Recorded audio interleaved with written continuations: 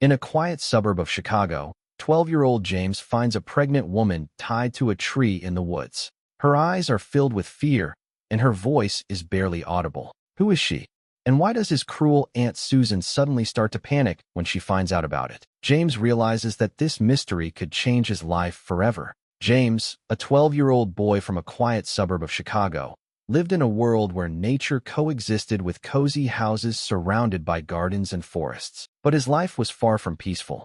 After his parents mysteriously disappeared 5 years ago, he was sent to live with his Aunt Susan, a tall, thin woman with sharp features that seemed even harsher because of the constant tension on her forehead. Susan wasn't evil by nature, but years of debt and disappointment had made her cruel. She received government assistance for James's upkeep, and that was the only reason she didn't send him back to the orphanage.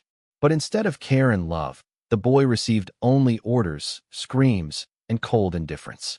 Every morning in their house began the same way. Susan would wake up and immediately start yelling if breakfast wasn't ready or if James had forgotten to water the flowers in the garden. Her voice, high-pitched and shrill, sounded like scraping metal, and the neighbors had grown accustomed to ignoring these sounds, considering them part of everyday life. "You're as useless as your father," she shouted one morning when James accidentally spilled milk. The boy silently wiped the floor, his head down, knowing that any response would only make the situation worse. He was used to such words. He was used to being blamed for everything, from the weather to his aunt's financial problems. Susan strictly forbade James from going to school. "Why do you need it? So you can fool around with other kids and forget about your work? No, you're needed here to feed the chickens, clean the stables, and tend the garden," she thundered when the boy once mentioned his desire to study. In reality, she was afraid that school would give him a chance to make friends, or, worse, seek help. James dreamed of a classroom that smelled of chalk, of teachers who would explain math to him, of friends he could play with after school. But dreams remained just dreams, and his days were filled with hard work, feeding chickens, weeding, repairing an old shed. At 12, he already knew how to fix a fence and calm angry geese, but he didn't know how to solve a simple algebra problem. The only person who gave him hope was his grandmother Martha, his mother's sister, who lived 2 blocks away from their house. Martha was a short, plump woman with warm brown eyes that always smiled, even when she was sad. She often invited James to her house, fed him homemade apple pie, and told him stories about his parents, whom he barely remembered. "Your mother was the brightest person I ever knew, and your father, well, he was a dreamer, but sometimes his dreams led him astray," she would say, stroking the boy's head. Martha knew about Susan's abuse, but there was nothing she could do. The law was on his aunt's side as long as she was receiving government assistance. One cold autumn evening, when the leaves on the trees had already begun to turn yellow and the air smelled of smoke from the neighbors' fireplaces, Susan kicked James out of the house again. The reason was trivial. He had forgotten to close the barn door, and one of the goats had run away. "You're not even worth the piece of bread I give you. Go out into the street and let the wind cool you down," she shouted, pushing the boy toward the door.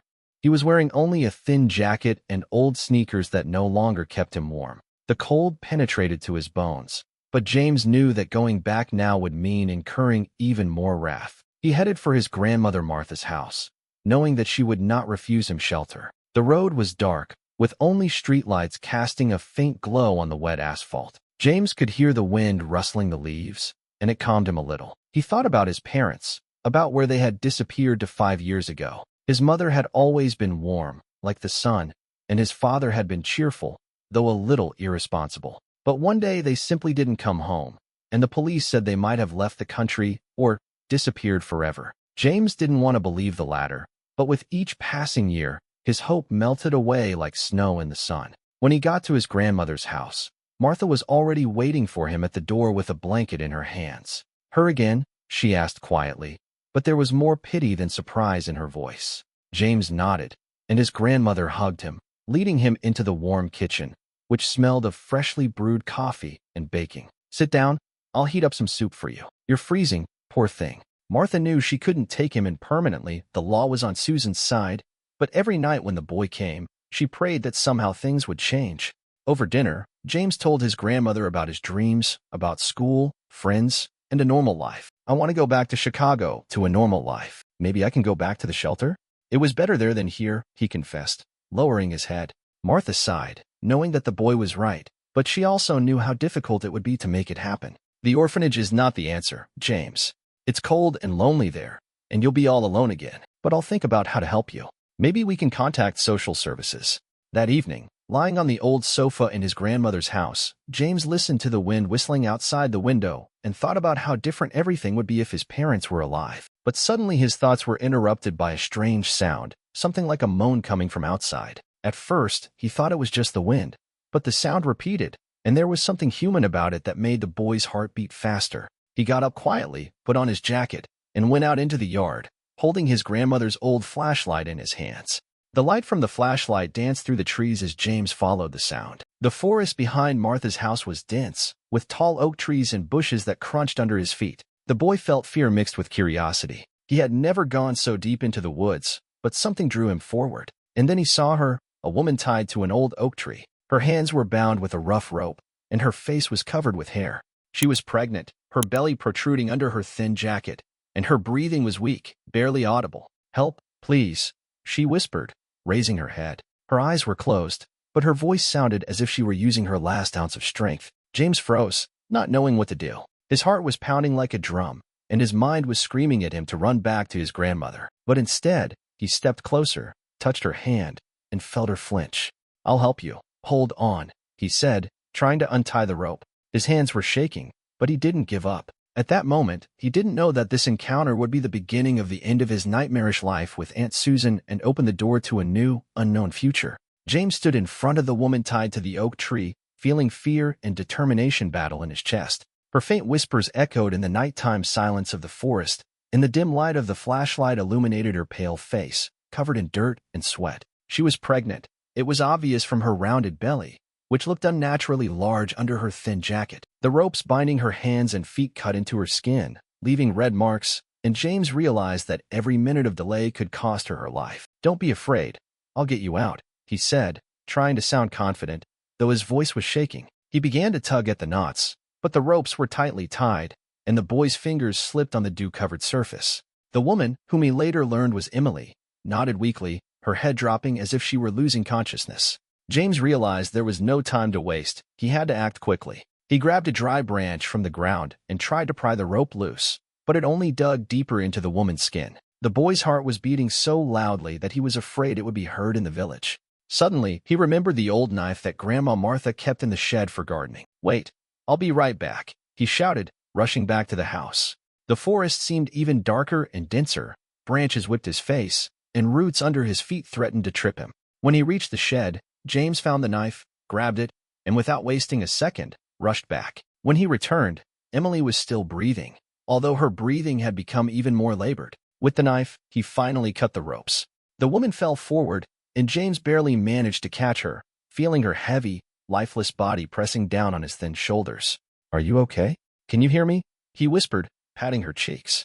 Emily opened her eyes, and a faint glimmer of hope flashed in them. "Thank you. You saved me," she whispered before losing consciousness again. James realized he couldn't carry her in his arms. She was too heavy, and he was too weak after long days of work. He looked around and noticed an old rusty car door lying nearby among the bushes. Perhaps someone had thrown it there years ago. James dragged the door over to the tree, laid Emily on it, and tied her body to the makeshift sled with the same rope he had just cut. Then, gathering all his strength, he began to drag her through the forest, straining every muscle. Branches caught on her clothes, roots and rocks slowed his progress, but the boy did not stop. He knew that if he didn't make it in time, she could die. When they finally reached Grandma Martha's house, it was already past midnight. The lights were still on in the windows, and James, gasping for breath, shouted, "Grandma, help!" The door flew open, and Martha, in her dressing gown and holding a lantern, ran out into the street. Seeing the woman lying on the doorstep, she gasped and immediately rushed to help. Together, they dragged Emily into the house and laid her on an old sofa in the living room. The woman was pale, her breathing shallow, but her pulse was still faint. "Who is she? What happened?" Martha asked, but James just shook his head, not understanding what he had gotten himself into. Emily regained consciousness a few minutes later, but she was too weak to speak coherently. She only whispered, "Please, don't tell anyone. They might come back." Her eyes, filled with fear, caused James and Martha to exchange worried glances. Who were they? And why was this woman in the woods, tied to a tree, in such a state? Martha quickly covered Emily with a warm blanket and gave her some water while James sat nearby, feeling his heart still racing. The next morning, as the sun was just rising above the horizon, Emily came to her senses a little. She said that she had been kidnapped a few days ago while returning from Chicago to her small house on the outskirts of the suburbs. They kept me in a basement, but then they decided I knew too much and dumped me in the woods, hoping I'd be found by wild animals or freeze to death, she said, her voice trembling and her eyes filling with tears.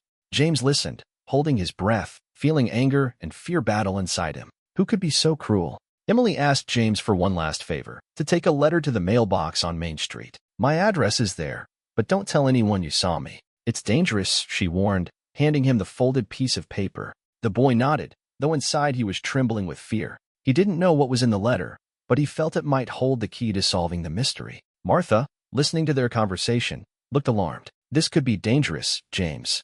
If those who did this find out that you're involved, they might come after you, she said. But the boy just shook his head. He couldn't leave Emily alone after saving her. That same day, taking advantage of a moment when Susan was busy with another visitor, a man who was yelling at her about debts, James slipped out of the house. He quickly made his way to the mailbox, dropped the letter, and hurried back, trying not to attract attention. But on his way home, he noticed Mrs. Clark, a curious old lady, watching him from her window. "What are you doing, boy? Where are you going?" she shouted. But James only quickened his pace, feeling cold sweat running down his back. When he returned, Susan was waiting for him at the door, her arms crossed over her chest. Her eyes burned with anger, and her voice was even sharper than usual. "Where have you been? Do you think you can just run around as you please? You'll answer for this," she yelled, grabbing his arm.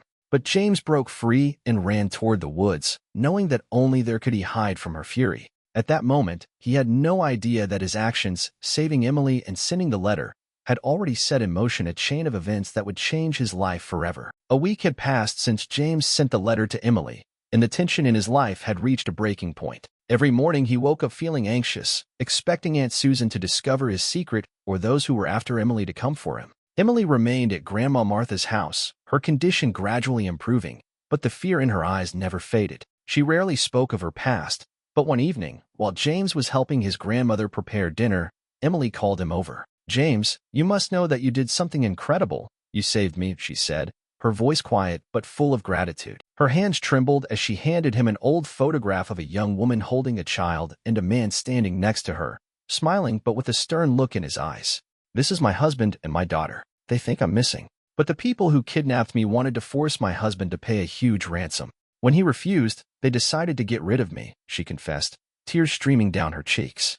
James listened, holding his breath. He couldn't believe anyone could be so cruel. "But who are they? And how did you end up here, in our forest?" he asked, feeling anger and curiosity battle within him. Emily shook her head. "I don't know all the details, but I heard them mention someone from around here who helped them. It could be someone we know," she said, her words hanging in the air like a dark cloud. The next day, everything changed. 2 black SUVs with tinted windows pulled up to Grandma Martha's house. 3 men in suits and a woman in a social services uniform got out of the cars. Grandma Martha, seeing them, stepped out onto the porch, while James hid behind the curtain and watched. "We received an anonymous letter about a possible crime and abuse of guardianship. Where is the woman you are hiding?" asked the agent, her voice stern but professional. Emily stepped forward, leaning on Martha's shoulder. She still looked weak but determined. "It's me.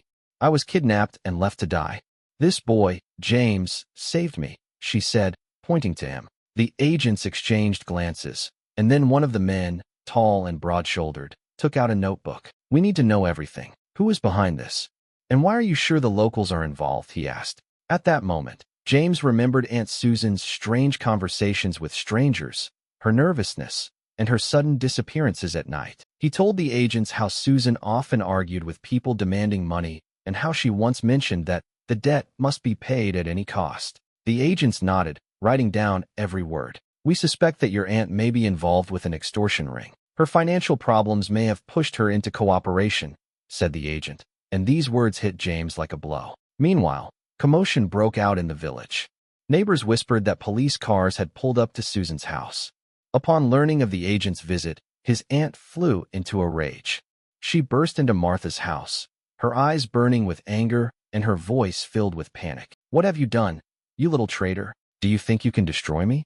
I raised you, and you," she screamed, but the agent blocked her way, showing her a search warrant. "Susan Rogers, you are under arrest on suspicion of complicity in kidnapping and financial fraud. You have the right to remain silent," he said, handcuffing her. James watched, feeling a mixture of relief and fear. He hadn't expected his actions to yield such quick results, but deep down he knew Susan deserved it. However, he couldn't shake his uneasiness. What if she got out of this? What if those behind Emily's kidnapping were still out there and now hunting him? The next day, the agents returned with news. They had found evidence that Susan had been working with a local businessman named Ronald Kane, who was involved in extortion and information trading. Emily was his victim because her husband had refused to pay for her safety. The letter James had sent had reached the federal authorities, and now the case had taken on national proportions. "You saved not only her, but many others, James. But you need to be careful. These people are dangerous," the agent warned, and the boy nodded, feeling the responsibility fall on his shoulders. Grandma Martha hugged him, and Emily, sitting on the sofa, looked at him with gratitude and concern. "You're stronger than you think, James. But now we have to work together. I'll contact my husband, and he'll help us. We won't let them win," she said, her voice filled with steely determination. James realized that this battle was only just beginning, but for the first time in a long time, he felt that he was not alone. He had allies, and the truth, albeit slowly, was beginning to come to light. However, that same evening, when Martha's house was plunged into silence, James noticed a shadow flickering behind the trees through the window. His heart froze. Someone was watching them. He didn't know if it was Ronald Kane or someone else, but he felt that danger was still close. He quietly approached his grandmother and whispered, "Someone's outside." Martha turned pale, but quickly grabbed the phone to call the agents. At that moment, James realized that his life would never be the same again, and that every step he took could now be decisive. A week had passed since the agents arrested Susan, but the tension in the Chicago suburbs had not subsided. James was now living with his grandmother Martha, while social services decided what to do next. Susan's house was sealed off, and rumors of her arrest spread through the village like wildfire. Neighbors whispered that she was allegedly involved in something much bigger than just mistreating her nephew. James felt relieved that his aunt was no longer yelling at him, but he was still afraid of the unknown. Who was Ronald Kane? And why did he decide that Emily and her family should suffer? Social services and federal agents regularly visited Martha's house to gather evidence. Emily, whose health was slowly recovering, became a key witness. She recounted how Ronald Kane, a local businessman known for his shady deals, had arranged her kidnapping to blackmail her husband, a wealthy Chicago entrepreneur. "He thought that if my husband paid, he could control his business. But my husband refused, and they decided to get rid of me," she explained, her voice trembling with emotion. James listened, holding his breath, feeling anger and pity for Emily intertwine in his heart. However, the problem was that there wasn't enough evidence against Kane. The agents only had circumstantial evidence. Recordings of Susan's phone calls with unknown individuals, her financial debts, and Emily's letter, which James had sent. But to bring Kane to justice, they needed more. "We need a witness or a document that directly links him to the crime," said Agent Thomas, a tall man with a tired look who had become something of a mentor to James. The boy nodded, realizing that not only his future but also the fate of Emily and her family now depended on him. One evening, sitting at the table with his grandmother and Emily, James shared his plan. "I remember Susan hiding some papers in an old cupboard in the basement. Maybe there's something there that can help," he said, his voice full of determination, though inside he was trembling with fear. Martha shook her head. "It's too dangerous, James. If Kane finds out you're going through her things, he might come after you." But Emily put her hand on the boy's shoulder and said, "If you do this, my family and I will be forever in your debt, but only if the agents are nearby." The next day, Agent Thomas and his team came up with a plan. They decided that James would return to Susan's house under the pretext of picking up his things, while the agents would follow him from a safe distance. The house was still sealed off, but social services had given permission for him to enter under supervision. When James crossed the threshold, his heart began to beat faster. The smell of old carpets and dampness still lingered in the air, and the silence seemed ominous. He headed for the basement, where there was an old wooden cabinet covered in dust. Opening it, he saw a stack of papers, old checks, and several envelopes.